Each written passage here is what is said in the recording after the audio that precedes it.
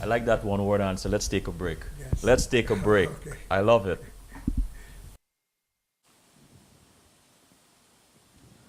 We are back with Ted Gustus. Yes. Ah, I like that name, Ted Gustus. What a gust of information and wisdom. I like that, brother. You bring the wind of love and energy. I like that. How do you get the guardians or parents of some of these young men to buy into your strategy? I get the opportunity to teach Mm-hmm. teachers, coaches, and that question is often asked. Mm-hmm. How do you get them to buy into it? I recall one coach said to me when I was coaching my kids, when I was at Nazareth High School, he said, I come to your games and your kids dive for loose balls, and they're all over the place, and I don't see you yelling at them. I don't see you cursing at them. I've never used it. They used to call me the preacher. You don't use profanity towards them. But they work so hard for you. How do you do that? And they are successful on the court and off the court. And they continue to work hard. And I said to them, kids don't care how much you know until they know how much you care. I love that. When you show young people that you care and you're consistent in showing them that you care each and every time, then you could begin to get them to buy into it. You cannot teach these young people in the neighborhood, and especially in the hood. Mm-hmm. You can't teach them, you can't coach them if they don't believe that you care. They have to believe that you care about them. And so I tell people the first thing is to show the young people that you care. That you care. Well, Coach, what are you talking about showing you that you care? I had a player that I talk about. One of my players, and when I was coaching John Jay College of Criminal Justice, one of my players was having a rough time playing. Had talent, but he having a rough time playing. Just couldn't get it. And the fans was getting on his case. He always looked angry, always looked tough. He looked like he had problems. Mm-hmm. And I'm like, it's something that's not connected. So one day I call him in, I bring him into my office. Mm-hmm. And when I bring him into my office, I ask him, what's the challenge? And he says to me, Coach, I want you to know that I have a young lady and she's pregnant. I said, oh, really? He said, yeah. He says, and it's been on my mind and everything, I just can't focus. So she had a baby shower right there on Myrtle Avenue in out in Bed-Stuy. And I made a surprise visit in the basement of the projects. Here's the coach of the team making a surprise visit to the baby shower. Mm-hmm. Came there and brought gifts, ate food with them, met her, and met him with the, come together. That has such a tremendous impact on this young man. Tremendous. Today his son is 17, 18 years old. Wow. 18 years old. He and I still have a relationship. And the one thing he remembers, he says so well, he said, Coach, it changed my whole game. Not because what you did on the basketball court, but you showed me that you cared. That's what's so important to our young people. And you got to be consistent with that. You must show them that you care.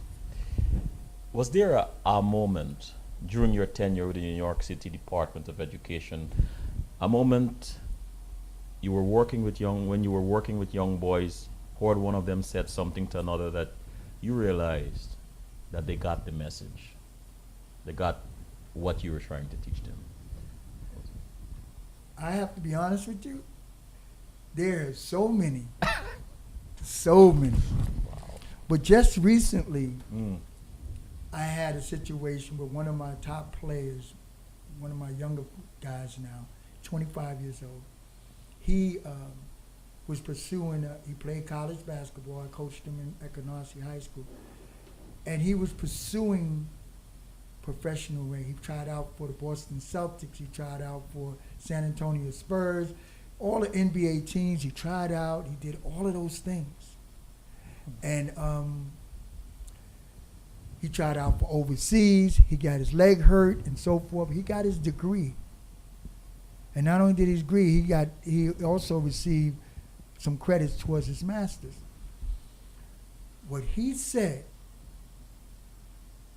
to me, Coach, you remember you told us when change is necessary, not to change can become destructive. I'm like, wow. When change is necessary, not to change can become destructive. That's powerful, Coach. And he told me that him and the rest of his teammates were talking about that. He at the age of 25 years old when he made a decision that he no longer is going to continue to pursue basketball, that he was going in to become a police officer. Because that's something that he always wanted to do to help people. And he said what hit him then was it's time to make a change. When change is necessary and you don't make that change, not to change is destructive. That's right. And when he said that to me, I was like, wow, it sunk in. And I was so proud of him. I actually went on Facebook and I told everybody, I just got some wonderful news that here is this young man from the hood, 25 years old, knows that he needs to make a change right now so he could move on in his life. Coach, inducted in the Brooklyn, USA Athletic Hall of Fame, what does that mean to you? Brooklyn, USA is the largest borough in the world. They call it borough, but we really call it a city. Yes. Population-wise and so forth. Those are my peers. These are Brooklyn, USA consists of the sports personalities throughout the whole Brooklyn. And for them to select me to this, I was honored. And it gave me an opportunity to have my entire family there and so forth. I was very, very pleased. It meant so much to me to be recognized by them, as well as others. When I retired, I received a letter from the president, Barack Obama. I was going to ask you about that. And just saying thank you for the efforts that you put out there. Now, it's always great to have people recognize the effort, but I always believe you seek what you sow, not where you sow. And see, a lot of times people focus on what you sow. And they want to also get return from where you sow. But that's not necessarily how it works. Say that again, Coach. It says you reap what you sow. Yes. Not where you sow. It didn't say where you sow. So a lot of times we sow things into people, we give into people, and we're expecting something back from them. But I say if you give it into the universe, you give it to a person, it comes back to you in all sorts of ways. And I know those are blessings. So many of the things that I've done over the years, I never look for anyone to give me anything back or anything like that, because I know that it's going to come, because that's the law that is set in place. I live by that law. You reap what you sow, not Not where. where you sow.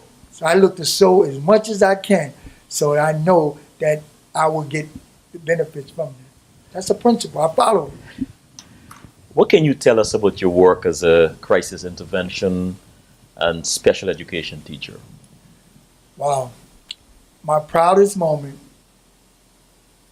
in the crisis intervention teachers when they did a full-page article in the New York Times on myself. And why am I proud of that? Because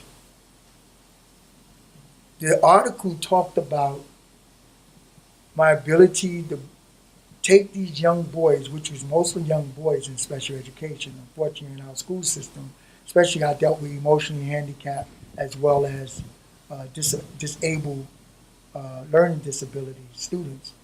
And to get them decertified from out of special education, out of being a special need child, and have them go back into mainstream Yes. and begin to become productive and credible citizens in this world. So that was my greatest thing, and also to teach them how to use this special ed system to their benefits.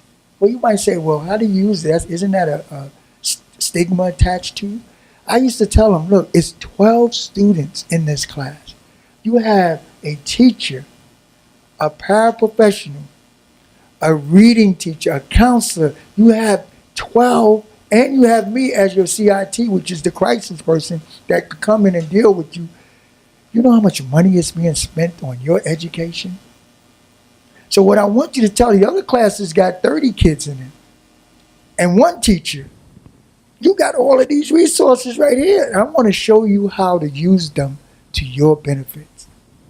And when I did that, I would get kids out of special education very quick because they caught on to, wow, you mean to tell me that I can get one-to-one teaching and so forth? Yes. Resource room students. I had students that played basketball that were in resource room. When it came time for the SATs, for them to go to college, they were provided with that because they were considered a special need child. So you have to utilize, sometimes we could have to learn to take a negative and look at the bright side of it. Yes. We have to look at another perspective on how we see things. We need a paradigm shift in the mind. And that's our job as educators to say, okay, yeah, we're here, but guess what? You only reason why you're here is not because you're stupid or anything like that. You have a delay, what I call a delay in your education, and we're going to help accelerate you to get you either on mainstream or above mainstream. Let me go to the chat room. Michael P. asked, have any of your athletes went on to the NBA? Yes, two of the main athletes, and it's amazing, in 42 years, I had two very successful athletes that went on to the NBA. John Sally, who was a four-time John Sally, a four-time NBA champion. He played on the Detroit Pistons when they went back-to-back. He was a star player on that team, and then he went on with Chicago Bulls with Michael Jordan, and he was a star player on that team. And then he was with Shaq and Kobe to help them win the championship. And the other guy is Rolando Blackman. Rolando Blackman is a young man that I coached from the time he was a little kid, and he became a 14-year NBA veteran. They retired. There's only two numbers retired for the Dallas Mavericks. His number is that one number. And just recently, he just called me up, and I saw the press release. They're getting ready to induct him into the NCAA College Hall of Fame. Congratulations. So we're getting ready to go out to Kansas and enjoy those things. But so those are the two guys, and of course I have an NBA referee by the name of Derek Richardson. You coached him. I coached him as well. He was a youngster that played on my team, but he decided to go into officiating and refereeing games. And and then there's a host of other entertainers and folks in that magnitude that move on to professional levels. Christina asks, do your children play basketball? That's a good question. No, No. no. Anthony, what has been the biggest challenge with educating or coaching young people years ago and today? The coaches, Uh-huh. we, everyone say the kids are different. Hmm. Well, if they're different, then you have to change. When change is necessary, not to change can become destructive. So that's why I say the coaches, I said there's no reason. I've coached over a span of 42 years. That's 10, that's 4 decades of different generations. So, and what I found is their challenge, today kids offer a challenge, and it's a great challenge if the coaches are ready. But if you keep doing things the same old way, you can get the same old result. If you were in a room with a batch of, let's say, freshman coaches, and they're enthusiastic and they're passionate, they want to do this. What are three principles, three things you will tell them that they need to do or adapt to be good coaches? Well, number one, all right, is I would tell them we don't count people, we make people count. That's the first thing. So no matter who comes to your practice sessions, whoever there, you must give them don't try to wing it. Give them 100. Make that one person count. So a lot of times you have a practice and maybe 2 kids show up, and you like, oh, these kids today, but then you neglect the 2 kids that are there, not realizing that if you put into those kids and make them count, they will go and make sure that the other kids get there. They're like, wow, I was there with coach, and he spent the hours with me teaching me the game. So that's one. And number two is courage. It takes courage to know. Yeah, courage. It takes courage. It takes courage for you to know that there's some things that you don't know and that you're willing to learn. Hmm. Stop talking about, well, I did it this way, so it should work today. No, it can't. You need to find out every bit of equipment that they have, all the instruments, the tools that they have to work with these young people. Young people today are like this. They're quick. They're quick. So a lot of times we kind of want to drag along with them, and they're gone already. So you have to know how to be quick as well. And it's going to help you. And then the last thing is show that you care. Care. So three C's. Those are the 3 C's. Count, courage, and care. That's right. And you don't count people. You make people count. Exactly. Chat room again. Jeff, do you still coach basketball to this day, and do you still play basketball? I love playing basketball, first of all, Jeff, because basically it energizes me. I get excited about it. Like right now, you can feel the energy. Yes. Because I love playing basketball. At my age, I still play competitively. I still go on the court. I get out on the court with young people. And one of the reasons why, a blessing that God has blessed me with, is He's kept me youthful. So when I get on the court, I play. And I tell the young guys, I say, when you play against me, you got to bring your game, because don't look at my gray hair or anything, because I'm coming out there and I'm crossing over and I'm doing things, and the kids are like,